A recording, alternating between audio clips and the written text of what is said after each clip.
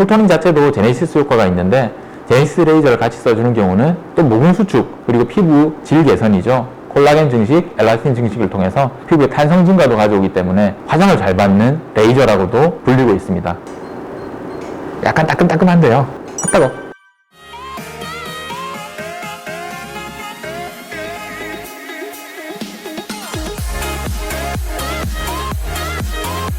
안녕하세요. 부산 해운대 센텀 디에르연 부들이 원장입니다. 오늘은 애플토닝이라고 저희 병원에 또 새로운 장비가 들어와서 또 소개해 드리려고 이 자리를 마련했습니다. 너무 재미없죠? 좀 찔리네.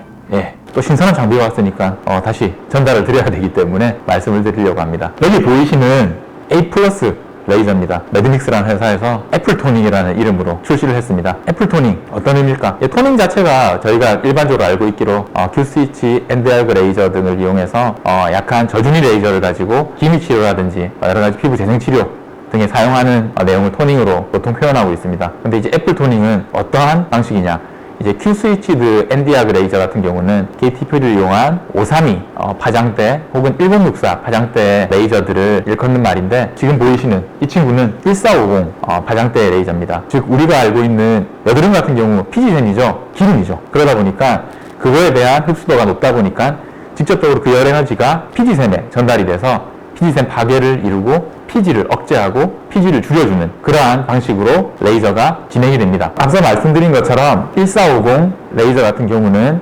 여타 레이저들과 다르게 유분과 수분에 대한 흡수도가 높습니다. 즉 것에 대해서 반응을 더 많이 한다는 얘기죠. 그렇다 보니까 수분 증발이 물론 나타날 수 있지만 피지샘을 줄여주는 방향을 가게 되고, 75 파장대라든지 1064 롱펄스가 가지고 있는 것처럼 피부 진피 내로 적절한 열 에너지를 전달하게 되기 때문에, 또한 제네시스, 피부를 재생시켜주고 다시 피부를 회복시켜주는 그러한 기능까지 내포하고 있다는 점이 중요한 부분입니다. 유분과 수분에 집중되어 있고 멜라닌, 색소에 대한 흡수도도 있다 보니까 여드름에 의해서 착색이 되어 있거나 색조 변화가 있는 부분에 대해서도 어느 정도 보정이 가능해서 피부 톤을 좀 더 깨끗하게 만들어주는 효과까지 가지고 있으니까 여드름도 줄여주고 피부 톤도 밝아지는 일석이조의 방법입니다. 이러한 1450 방식은 유럽, 미국 등에서 많이 진행이 되어 왔었는데, 실질적으로 많은 부작용이라든지 그런 부분들을 줄여가면서 그 연구가 진행돼서 그 누적된 결과가 최근에 개발된 이 애플토닝 레이저입니다. 그만큼 안전성도 입증이 됐다는 얘기죠. 우리가 피부 레이저를 할 때 1064 레이저라든지 이런 부분들이 기름샘을 줄여주지 못하고 수분 증발만 많다 보니까 좁쌀 여드름이라든지 피부 트러블들이 많이 나오는 분들이 있으세요. 톤도 좀 밝게 하고 싶고 여드름 케어도 하고 싶은데 톤을 밝게 하려고 토닝을 하니 좁쌀 여드름처럼 여드름이 자꾸 올라오고, 피지를 줄여주는 단위에 레이저 처치를 하다 보니 톤 개선이 많이 되지 않는다는 점이 큰 난관이었는데요. 하지만 애플토닝 레이저 같은 경우는 피지샘을 줄여주면서 피부 재생도 가져다주고 톤업의 효과까지 내다 보니까 지금까지 피지 분비량이 많거나 좁쌀 여드름들이 많이 생성이 돼서 토닝을 못 받던 분들 같은 경우도 풀토닝 레이저와 엔디아그 레이저를 병행을 하면서 국소적으로 색소가 많은 부위는 엔디아그 레이저를 사용하고, 그리고 애플토닝 레이저를 동시에 사용을 해주게 되면 큰 트러블 없이 피부 톤업뿐만 아니라 여드름 줄여주고 좁쌀 여드름이라든지 이런 트러블 케어도 충분히 가능하다는 점이 좋습니다. 이 조사 방식 자체도 저준위 레이저를 사용하다 보니까 훨씬 안전하고요. 또 앞서 말씀드렸던 것처럼 레이저의 흑광도 부분 자체가 차이가 나서 혈관이 많은 부위에 있어서 너무 많은 열 에너지가 전달이 돼서 표피 화상을 입는다든지 가능성이 굉장히 적습니다. 시술 자체가 강한 에너지를 사용하지 않다 보니까 시술 후에 큰 붉음증이 많이 남거나 하지 않아서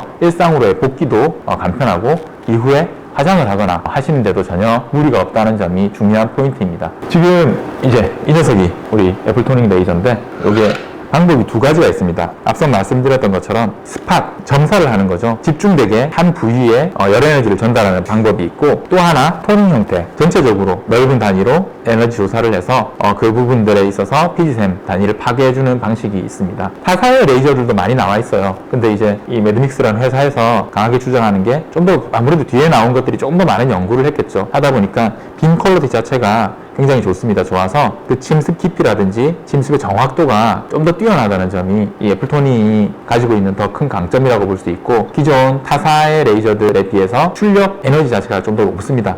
높으면서도 그 안전도가 있다 보니까 충분히 그 효과적인 면도 더 뛰어나다고 할 수 있겠죠. 타사의 레이저에 비해서 표피층과 진피층 상부까지 침투되는 깊이도 조금 더 깊게, 좀 더 정확하게 나올 수 있습니다. 제가 한번 사용을 해볼게요. 뭐 술자에 따라서 다를 수 있겠지만 피부 타입에 따라서 그 강도를 조절을 하고 조사하는 양 자체를 조절을 할 수 있습니다. 아무래도 남자분들이 피부가 더 두껍고 또 피지 양이 많다 보니까 조금 더 강한 에너지로 조금 더 많은 양, 여자분들은 아무래도 피부가 좀 더 얇고 피지샘 단위가 조금 더 적다 보니까 조금 더 약한 에너지로 좀 더 넓게 골고루 조사하면서 조금 더 적은 양의 에너지를 조사하게 되어 있습니다. 없는 건 아니고 좀 뜨겁긴 한데 이게 충분히 받을만 하죠. 제가 한번 해볼게요. 제가 지금까지 제 유튜브를 보신 분들은 아주 엄살이 심합니다. 받을만해요. 굉장히. 눈에 쏘면 안 되니까 큰일 나죠. 따뜻한 느낌을 받습니다. 따뜻한 느낌을. 그래서 일정 부위를 돌아가면서 골고루 조사를 할 수 있어요. 좀 너무 위험한 이 촬영이다. 근데 방금 사용했던 게 이 토닝 형태 골고루 얼굴에 조사하는 방식입니다. 그리고 또 스팟. 아까 이제 스팟이라는 게 특정 부위 피지샘 단위를 파괴하거나 피지샘 때문에 유발되는 질환들, 증상들이 화농성 여드름, 폐쇄성 면포나 여러 가지 면포들, 좁쌀 여드름 같은 단위도 있겠지만 또 피지샘이 과증식되는 경우도 있습니다.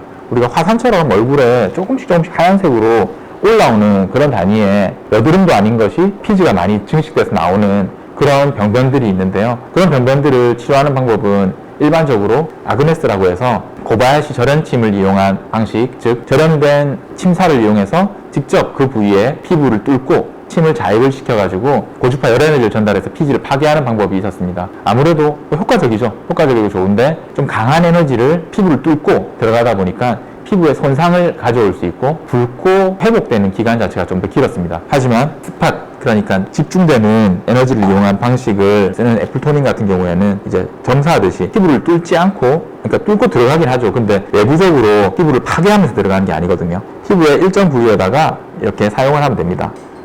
약간 뜨거운 느낌이 들어요. 왜냐하면 피지를 파괴하니까. 하지만 피부 바깥에 약간 붉은 자국만 남고 피부를 파괴하지는 않습니다. 그래서 이런 부분들을 얼굴 특정 부위에다가 조사하는 거죠. 약간 따끔따끔한데요. 따가워. 할만합니다. 그래서 이런 형태를 사용을 하게 되어 있는데 이러한 두 가지 방식을 병행을 해서 진행을 합니다. 특히나 이 스팟 레이저 같은 경우는 넓어진 모공이 있는데 피지가 많은 경우에 그 부위에 조사를 하게 되면 피지샘 자체가 파괴가 되면서 모공이 더 수축하는 걸 볼 수 있습니다. 모공 수축에도 좋고 피지 파괴에도 좋고 여드름 치료에도 좋은 방법이죠. 그래서 비단 단순히 여드름 치료라기보다는 여드름과 관련되어 있는 피지 증식과 관련되어 있는 질환 혹은 그런 증상들을 개선하는데 큰 도움이 된다고 볼 수 있습니다. 애플토닝을 통해서 피지를 줄여주는 것만으로 끝나는 게 아니죠. 이와 동시에 아까 말씀드렸던 것처럼 톤을 좀 업하고 싶은데 토닝을 하니까 트러블이 나시는 분들, 전체적으로 애플토닝을 받고 나서 엔디아그 레이저, 색소 레이저를 이용해서 국소적인 처치, 동반된 처치를 하게 되면 톤업뿐만 아니라 피지 억제에도 도움이 되니까 아무래도 일석이조의 효과가 있습니다. 또 이와 동시에 애플토닝 자체도 제네시스 효과가 있는데 제네시스 레이저를 같이 써주는 경우는 또 모공 수축 그리고 피부 질 개선이죠. 콜라겐 증식, 엘라스틴 증식을 통해서 피부의 탄성 증가도 가져오기 때문에 화장을 잘 받는 레이저라고도 불리고 있습니다. 그리고 그 외에도 앞서 말씀드렸던 것처럼 피지를 줄여주는 단위의 레이저 처치를 하고 나서 하이프라든지 고주파 처치 등을 동시에 병행을 하면 탄력 증진, 깊숙한층에 있는 또 콜라겐, 엘라스틴 증식을 같이 가져오는 효과를 내서 피부의 탄성도 증가와 함께 전체적인 리프팅 효과, 애플토닝이 리프팅을 한다는 내용은 아니지만 하이프라든지 혹은 프랙셔널 레이저, 그러니까 프락셀 같은 걸 같이 사용하게 되면 잔주름 제거에도 도움이 되고 피부 탄력 증가에 도움이 돼서 여러 가지 면에서 활용도가 높고 좋은 방법입니다. 레이저 시술을 하게 되면 항상 걱정하는 게 통증과 그 부작용, 즉 다운타임 회복기겠죠. 모공 줄이는 레이저면서 피부 결을 좋게 해주는 프락셀 레이저 같은 경우는 피부를 약간 깎아내면서 피부에 구멍을 내다 보니까 붉음증이 오래가는 형태, 고주파 침사를 이용해서 피지를 줄여주고 피부에 모공 수축을 해주는 고주파 침 치료 같은 방식 같은 경우도 역시 아무래도 붓고 빨개지는 그런 부분들이 많이 있는데요. 애플토닝 같은 경우에는 그런 게 없이 약간의 붉음증이 올 수는 있겠지만 오고 나서 금방 일상으로 복귀할 수 있고 그 회복기가 빨라서 붉음증도 금방 개선이 된다는 점이 좋은 방법입니다. 그리고 또 하나